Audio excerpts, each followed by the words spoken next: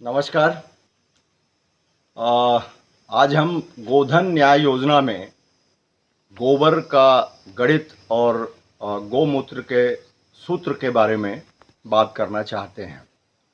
इस योजना में गोबर और गौमूत्र कौन बेचेगा, तो सरकार ने तय किया है कि जो छोटे किसान हैं और छोटे पशुपालक हैं वही गोबर और गौमूत्र बेचने के लिए इसमें रजिस्टर्ड होंगे। हम आज इस विषय पर चर्चा करेंगे कि इस योजना से लोगों को कितना फ़ायदा हो रहा है और इस योजना के लागू होने से दूसरे तरफ जो आवारा पशु और छुट्टे गाय जो विचर रहे हैं चारों तरफ, उससे नुकसान कितना हो रहा है। पहले वीडियो में मैंने नुकसान के बारे में बताया था, गंभीर समस्या के बारे में। आज गोबर का गणित भी हम समझते हैं।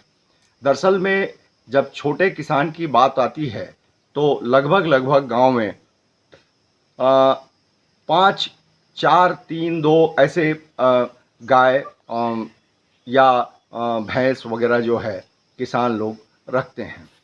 अब एक जो जानवर है उससे 24 घंटे में 3 से 4 किलो गोबर मिलेगा जब उसे पर्याप्त आहार मिलेगा। मूत्र के मामले में 2.5 से 3 लीटर मूत्र जो है वो मिलेगा। अब इसमें सीज़न का मामला है।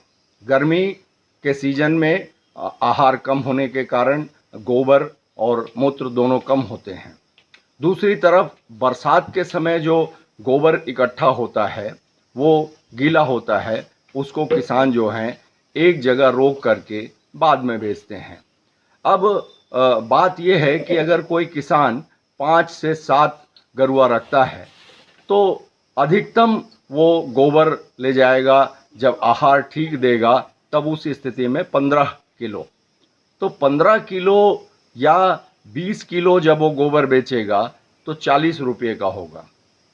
मगर दूसरी तरफ ग्रामीण व्यवस्था में जो जनजीवन का शैली है उसको हम समझते हैं तो जो छोटे किसान हैं उनके पास में चूँकि खेत कम होते हैं, इसलिए पैरा, भूसा, कटिया आदि कमी होती है, इसलिए आहार वो खिला नहीं पाते हैं, तो ज़्यादा पशु भी नहीं रख पाते हैं। और जब कम पशु रखते हैं तो उस स्थिति में उसके पास गोबर भी कम होता है और इस गोबर के माध्यम से जो उसको फ़ायदा लेना चाहिए, तो चूँकि ईंधन की व्यवस्था करनी होती है उसे, इसलिए उस गोबर को वो कंडे में बदल लेता है, छेना में बदल लेता है। और चूँकि जो उज्ज्वला गैस से उन्हें सिलेंडर मिला है तो वो पैसा खर्च नहीं कर पाते, इसलिए वो साल भर में 2 से 3 सिलेंडर भरवाते हैं और बाकी जो है कंडा बना करके वो ईंधन करते हैं। कुल मिलाकर जो गोबर की स्थिति है वो गोठान तक पहुंचने की नहीं है, क्योंकि इसमें बड़े किसान शामिल नहीं हैं और डेयरी वाले शामिल नहीं हैं। वो अपने जगह पर खाद बनाते हैं, घुरवा में उसका उपयोग करते हैं। तो इस तरीके से गोबर का जो गणित आप समझ रहे हैं कि जिनके पास पशु नहीं हैं वो घर की महिलाएं सुबह 5 बजे से उठ करके गोबर बीनने जाती हैं और दोपहर में भी खाली समय में वो गोबर बीन के लाती हैं ताकि उनके घर का ईंधन जल सके, चूल्हा जल सके।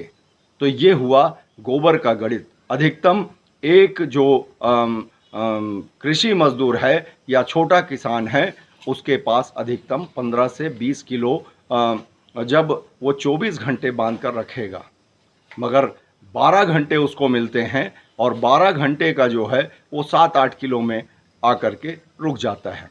इसी तरीके से गौमूत्र का जो सूत्र है कि बरसात के समय और ठंड के समय जब गौ माता को या भैंस को, बैला को ये ज़्यादा पानी मिलेगा, ज़्यादा दाना पानी मिलेगा तो मूत्र भी ज़्यादा होगी। उसको इकट्ठा करने के लिए मिट्टी का जो गोर्रा या कोठा होता है उसमें गड्ढे बना के करते हैं, उसमें गौमूत्र कम इकट्ठा होता है। उसके लिए पक्का बनाना पड़ेगा। अब आप समझिए कि छत्तीसगढ़ के जो छोटे मोटे किसान हैं वो अपने गोर्रा या कोठा को किस तरीके से रखते हैं। मतलब हम समझ रहे हैं कि बरसात के समय में अगर एक गौ माता 4 लीटर भी अगर मूत्र देती है तो उसको इकट्ठा करना, उसको ले जाके 1-1.5 किलोमीटर, आधा किलोमीटर दूर में जो गोठान है उसमें पहुंचाना और गोबर को भी उसी तरीके से इकट्ठे करके 3-4 महीने का बरसात का उसे ट्राली में ले जाना कितना फ़ायदेमंद है। तो ये गोबर का गणित और गौमूत्र का सूत्र जो है बताने में, पोस्टर योजना को बताने में बहुत अच्छा लगता है कि इससे लोगों को फ़ायदा हो रहा है, मगर व्यवहारिक दृष्टि से वो इतना ही दुष्कर है और कठिन है। चूँकि हमारी ग्रामीण व्यवस्था में गोबर से कंडे बनाने का है, ये परंपरा से चली आ रही है। लकड़ियों का उपयोग कम करते हैं और इसलिए घर घर में कंडा होता है और एक कंडा जो है 1.5 रुपये में आज के समय में बिकता है। तो लोग गोठान जाने के बजाय उसे कंडा बनाते हैं, खुद जलाते हैं और उसको ज़रूरत के हिसाब से लोगों को बेचते भी हैं। अब इसमें फ़ायदे कम हैं और नुकसान जो है छुट्टे गोवंश के रूप में जिससे किसानों के खेत में चरी हो रही है। तो इस गंभीर समस्या को भूपेश जी की सरकार को चिंतन करना चाहिए कि वास्तविक में इससे हम लाभ ज़्यादा पा रहे हैं कि नुकसान ज़्यादा उठा रहे हैं। और एक एक गांव के लोगों को भी सोचना चाहिए कि घर में यदि हम गरुआ पाल करके रखेंगे तो हमको दूध मिलेगा, हमारे बच्चों को शुद्ध पौष्टिक आहार मिलेगा, दही, मही, घी आदि मिलेगी। नहीं तो हम केमिकल का जो बन रहा है उसका उपयोग करेंगे और हमारे बच्चे अमृत जैसे चीज़ को उसका स्वाद नहीं चख पाएंगे। इसलिए छत्तीसगढ़ के लोगों को अब इस मामले में चिंतन करना चाहिए और जो आवारा पशु हैं, जो छुट्टे गोवंश हैं, उसका निस्तारण सरकार कहाँ करेगी, किन लोगों को उसको वितरित करेगी पकड़ के, इसके बारे में चिंतन करना चाहिए। सरकार के नीतिकारों को नीतियां बनानी चाहिए।